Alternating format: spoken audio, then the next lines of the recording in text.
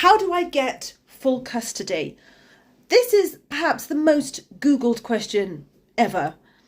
People think that custody gives a parent a kind of one-man-upmanship. There's a vague concept that the child will live with them and they get to make all the decisions.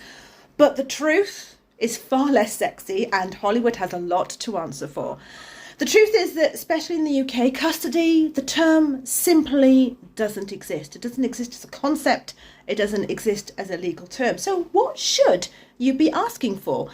So the big thing, I think, when people think about custody is the quantum of time, the time that the child spends with each parent. I think when people come to me asking for custody, that's exactly what they're really talking about. They're on about the quantum of time. So you should be thinking about the time that the child spends between both parents. You should also be thinking about things like handovers, which schools they attend to, things like holiday arrangements, which leads me nicely then into what do you want? And my top 3 tips here are, you want to be clear, be specific. The number of times people have come to me and said, well, I just want custody of my child or children, and they're not really clear about what they want. They've not really thought through the practical elements. Can you do it? Are you working a 9 till 5?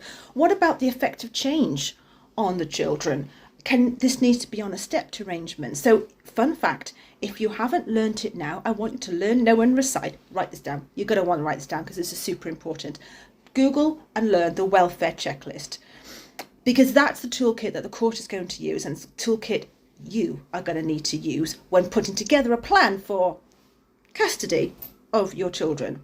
Be practical and be child focused. Very often, I mean, the number of times I've seen some bizarre child arrangements that honestly a British Railway timetable seems more simpler than the arrangements that people have got in mind for their children. So be clear, be practical, be child focused, bearing in mind that the children have a right to a relationship with you. It's not the other way around. You don't get the Fathers Act 19 whatever. You don't get the Mothers Act 19 whatever. You don't get the Grandparents Act 19 whatever. You do, however, in the UK, have the Children Act 1989. There is a blog about this. We've written a whole blog about this, which goes into this in a lot more detail. Do check it out on our website. Guys, have an amazing rest of your day. I'm off to court.